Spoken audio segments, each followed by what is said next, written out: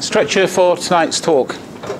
Professional accountant, you always start with a disclaimer that I'm going to talk about this study and what we've learned from it and where it's going to go in the future.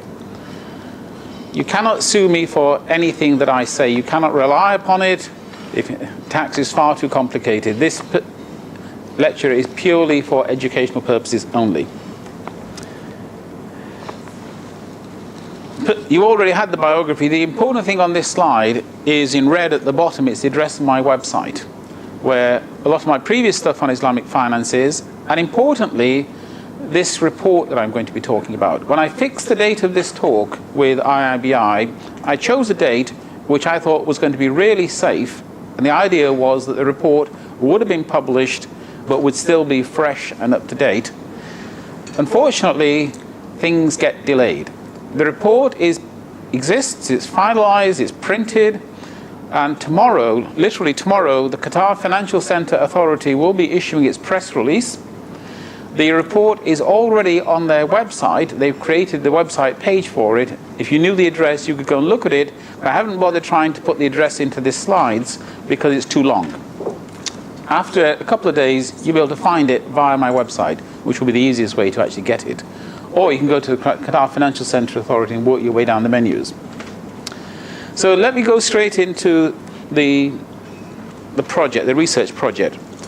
We were asked to look at how Islamic finance was treated in Middle East and North African countries.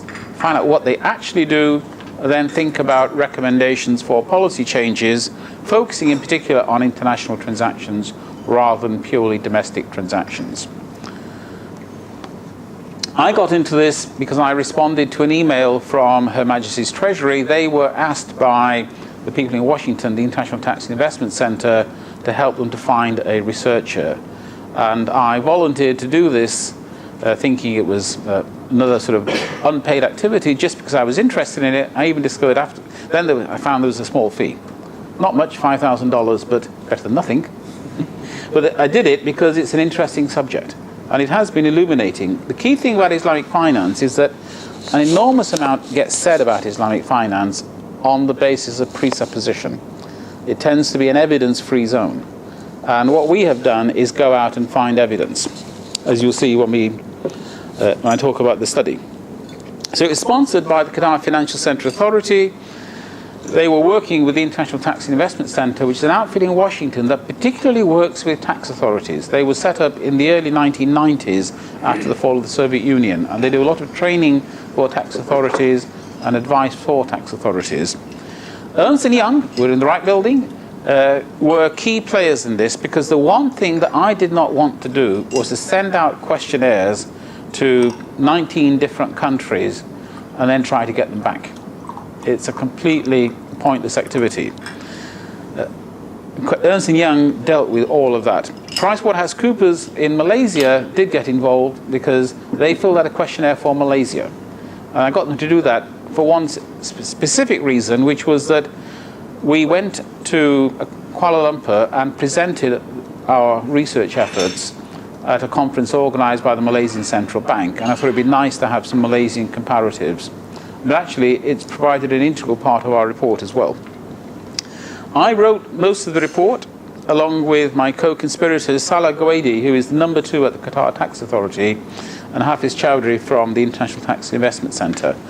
I'm not going to go through all the reasons why the QFCA is a wonderful place, but they are good people. The MENA region, we got responses back from the people on the left.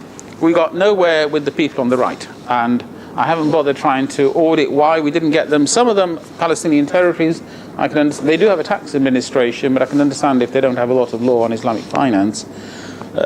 But all the process of issuing questionnaires and getting responses back was handled by Ernst & Young. And we focused on direct taxation. Capital gains tax, corporation tax, income tax, withholding taxes. The key thing we excluded was VAT and other consumption taxes, and we also excluded zakat.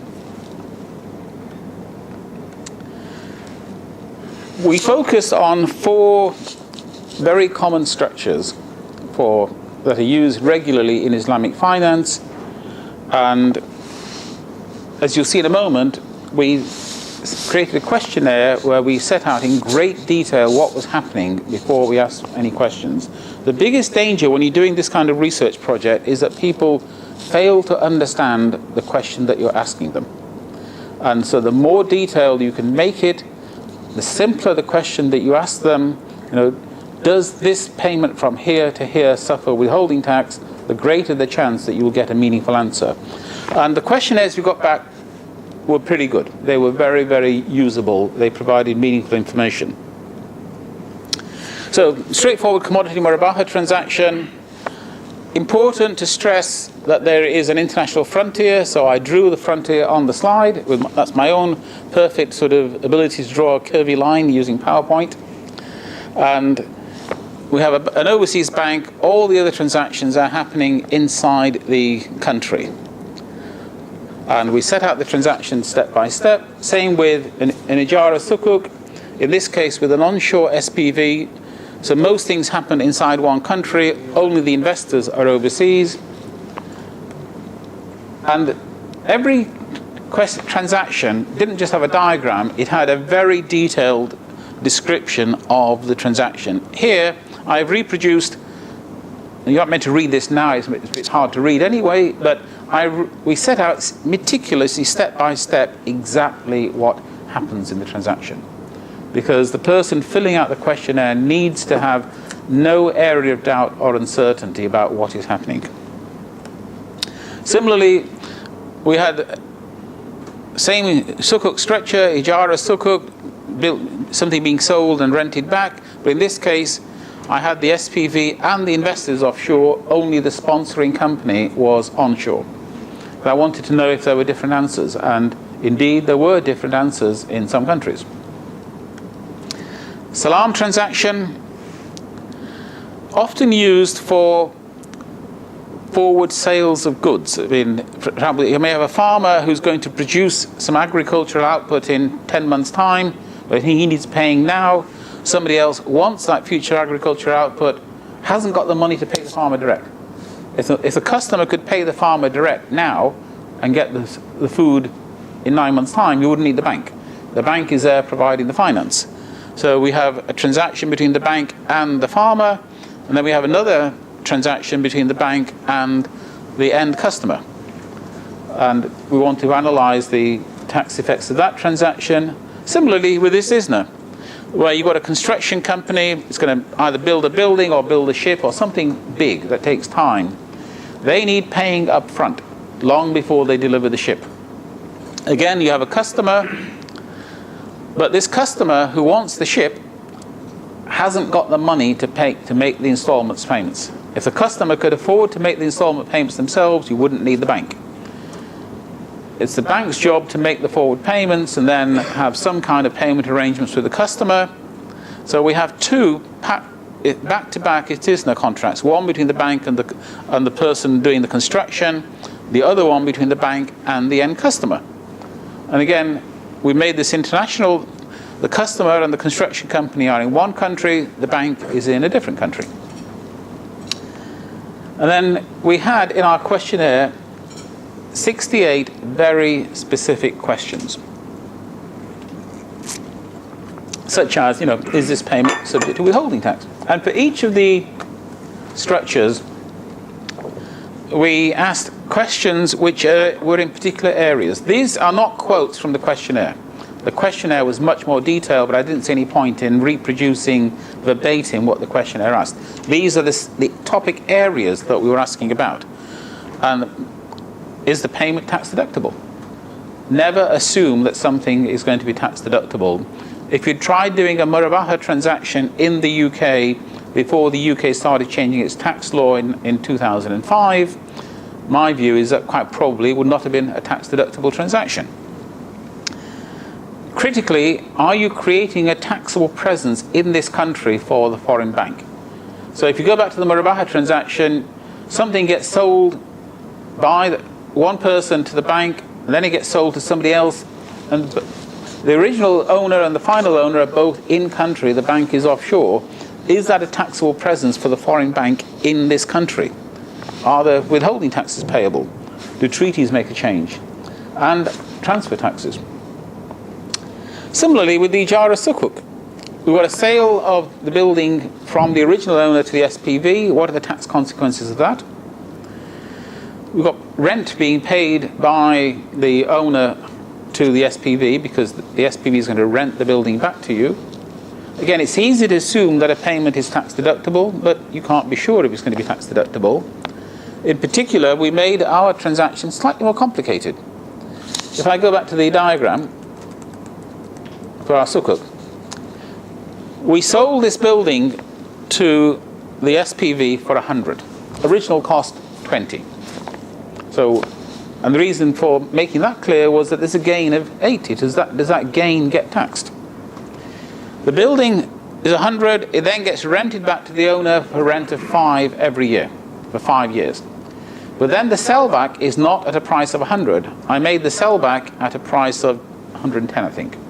I wanted to know, does that gain of 10 in the SPV get taxed? So we really dug down quite deeply to the details of the transaction.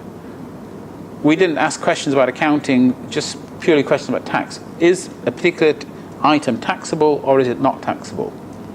And you need to know things like that to try to figure out if it's feasible to do these transactions in that country, or are the tax costs completely prohibitive?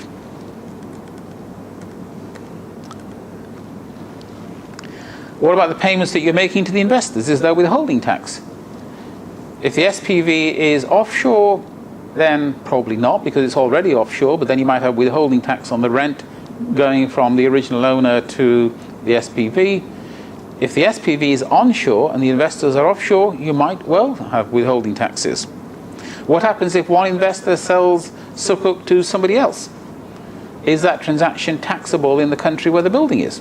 Because legally, a sukuk is a part ownership entitlement of that building which is in that country. Does that country want to tax these foreigners when they're selling that piece of paper from one foreigner to another foreigner? A whole range of questions. Similar questions for the Salam transaction and for the Istisna transaction. So where are we up to? Well, I told you that earlier. We've done the questionnaires, we got back responses for 8 countries, and I was disappointed to only get back 8, but we learnt a lot from doing it. And also, we've got a questionnaire for Malaysia. I didn't bother filling in a questionnaire for the UK because I know the answers for the UK anyway. And that knowledge of the UK has also informed the way that we've written the report. And the report, it says here when I create the slides being printed, it is definitely printed. I've been assured it's there, it's going to be mailed out to people tomorrow. The press release has said hits the newswires tomorrow. What did we find? Out of all the countries surveyed, only 1.5 has legislation for Islamic finance. Turkey has rules purely for sukuk transactions and only if the SPV is onshore in Turkey. If the SPV is offshore, the Turkish rules don't apply. The other place that has rules is the Qatar Financial Centre, which is pretty good since they sponsor the study, but nevertheless they filled out a full questionnaire for the Qatar Financial Centre as part of this study. The rest of Qatar doesn't, although it's a relatively sort of tax-free zone anyway, most of it. Other than that, none of the MENA region countries have any rules for Islamic finance, despite the fact that, the ones in the survey, despite the fact that some of them now, for example Egypt, have been ruled for quite a while by a governing party which holds itself out as an Islamic party and wants to encourage Islamic finance. Similarly, Libya has been ruled by essentially a Muslim political party for even longer than Egypt, I think. But they don't have any effective rules for Islamic finance. A country that is not in the study, Tunisia, I understand does, but since we didn't have a questionnaire for them, there's nothing about Tunisia in my report. What did we find in terms of the structures? First of all, in some countries, you just can't do this transaction internationally. In Libya, you're not allowed to have a foreign bank buy something in Libya and sell it to another Libyan. Just against the law. almost everybody will give tax relief for the finance costs. In fact, when I say almost everybody, I mean everybody. Every questionnaire is quite clear you get tax relief for the payments. However, there isn't complete clarity about when you get the deduction. So let's say you do a murabaha transaction that is 18 months long. So transactions happen today, and in 18 months' time you're due to pay 110, and of that 110, 10 is really the finance cost, and it covers an 18-month period, and your accounting date is going to be 31 December 2013 before you get to the end of the 18 months. Is that finance cost of 10 all taken in February 2013, the day you do the transactions, or is it spread on a time basis over the 18 months, so you get 11/12 of it in this 2013 accounting year? There isn't any great consistency about what you get, although we did have sufficiently detailed answers country by country. So the report says in Libya this happens, in Egypt that happens. They said only Turkey and the QFC have specific rules for sukuk, but there are a lot of other exemptions lying around. So in Kuwait has taxes, but they don't apply these taxes to companies that are wholly owned by other GCC shareholders. And of course that obviously also Kuwaiti shareholders as well. But apart from odd exemptions like that, in most of these countries, as I said, apart from Turkey and the QFC, if you try to do a sukuk transaction, the taxes kill you. It is just utterly infeasible to do a sukuk transaction because the transfer taxes, the crystallization of built-in capital gains, the charging of more capital gains later on is just infeasible. Some countries have done sukuk transactions like Saudi Arabia, but I think that's a function of either special government dispensations or just absence of local taxes. If you have a country that doesn't tax gains anyway, it doesn't matter if something technically crystallizes a capital gain. But the overwhelming message is that the tax systems of these countries are so unsophisticated that they simply haven't thought seriously about Islamic finance, despite the fact that the governments talk about Islamic finance all the time. Now, Malaysia and the UK, both of them have dealt with Islamic finance in a serious way. They have addressed the tax issues, and they have basically equalized the tax treatment of Islamic finance and conventional finance. Not totally equal. I can tell you about the UK in great detail to find out where there are differences. But essentially, if you want to do a serious Islamic finance transaction in the UK, you can do it. But they've done it in completely different ways. In Malaysia, the key message is that you have to have government pre-approval of your Islamic finance transaction. Not necessarily specifically, because they have standardized transactions. If you do one of these standardized transactions, it's approved. So they know what an Islamic finance transaction is, and they've defined it. And if you fall inside that official government definition, you get some favorable tax treatment. And the Malaysians, being a Muslim majority country, they're not afraid to openly recognize Islam and put it into their tax legislation, as we'll see. The UK, a completely different approach. UK is fundamentally a secular country, despite having an established church. In practice, we're pretty secular. We do not want to have religion in our tax code, and our legislation is therefore religiously neutral. So, as I said, in Malaysia, you first of all get regulatory approval. Your transaction qualifies as Islamic finance, and then you get the neutral tax treatment. And I've got some examples here from Malaysian tax laws. So just read the first paragraph. We'll skip over the others. Provided the transaction is conducted in accordance with the principles of Sharia, that's the Malaysian spelling for Sharia, it qualifies for tax neutrality. And incidental transactions don't get taxed.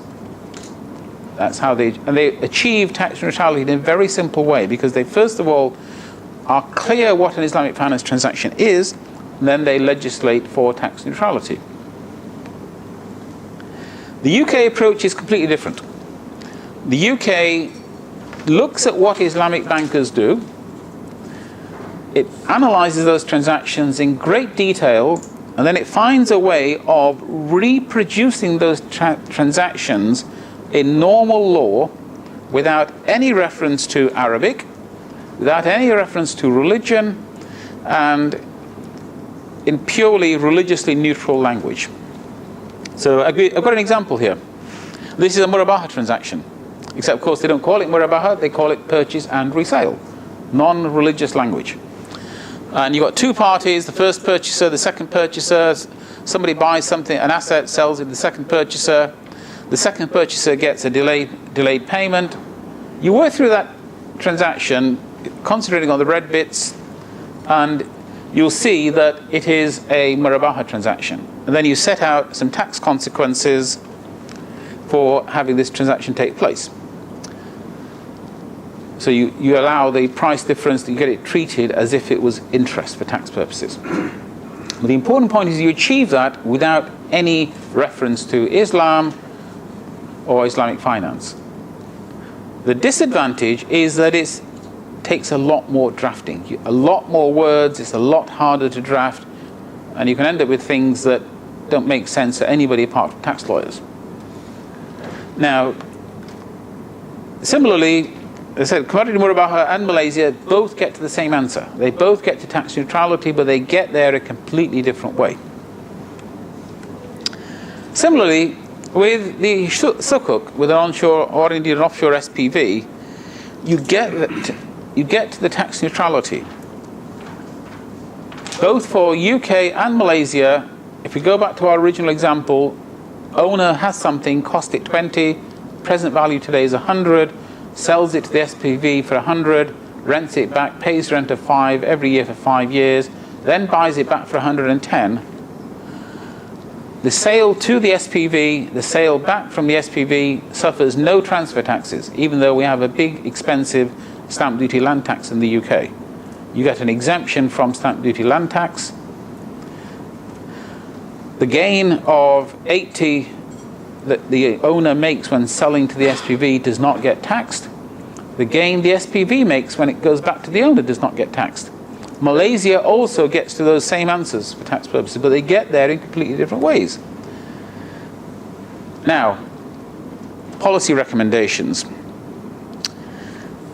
This really illustrates the benefit of looking not just at what the Middle East and North Africa does, not just being familiar with the UK, but having a really good look at Malaysia. I mean, I knew about some of the Malaysian tax law before, but when you're really forced to sit down with it and look at it in detail, it helps. The Malaysian model is far more appropriate for the Middle East and North Africa than the UK model, for several reasons. First of all, we're talking here about Muslim majority countries. Every one of the countries, including even Lebanon, has a meaningful Muslim majority, I think. Certainly all the other countries, overwhelming Muslim majorities. Egypt, 92%, most other countries it's 99% or something like that. So these countries do not have a problem with recognizing Islam in their legal system. If you can have central certification of Sharia-compliant transactions, which actually these countries generally don't. None of these countries, as far as I'm aware so far, although we haven't looked at Sharia governance, we will do in phase 2. But nevertheless, it's fairly feasible to set up a central certifying authority for Islamic finance transactions to say what is a Sharia-compliant Islamic finance transaction, and then the drafting the tax law becomes pretty straightforward. We looked at the Malaysian tax rules. That it doesn't have to be much longer than that for any of these countries, in my view. If they tried following the UK approach, it would take forever, because you've got to define the transaction in such great care. Where are we going with this study? Assuming we can get sponsorship sorted out, etc., we would like to have a second phase where we would, first of all, include the countries that are so far missing, because the countries that were left out, when we presented this in Oman, they all said, why are we not there? So our plan is to include them and look at other structures potentially, but in particular, we want to focus on consumption taxes, VAT and other consumption taxes, because unless you can make it work for those taxes as well, you've still got a problem. If you want to do a sukuk and you get clobbered for VAT, then you can't do a sukuk effectively. And we want to address zakat. When we presented in Oman, we had some very useful comments from the floor from the Saudi tax administration, because they have a government department that is responsible for tax and zakat, handled by the same department. And again, you need to figure out how zakat should be applied for Islamic finance transactions and try to get a model that works at least in country, so that a conventional finance transaction for that country and an Islamic finance transaction for that country get the same zakat treatment. It doesn't matter if a different country has a different treatment, because countries don't have to be the same, but at least in country you want neutrality between conventional finance and Islamic finance. Closer look at double tax treaties, and we also want to move on to look at how you regulate Islamic finance. Should Islamic banks be regulated in the same way as conventional banks, or do you need different regulations?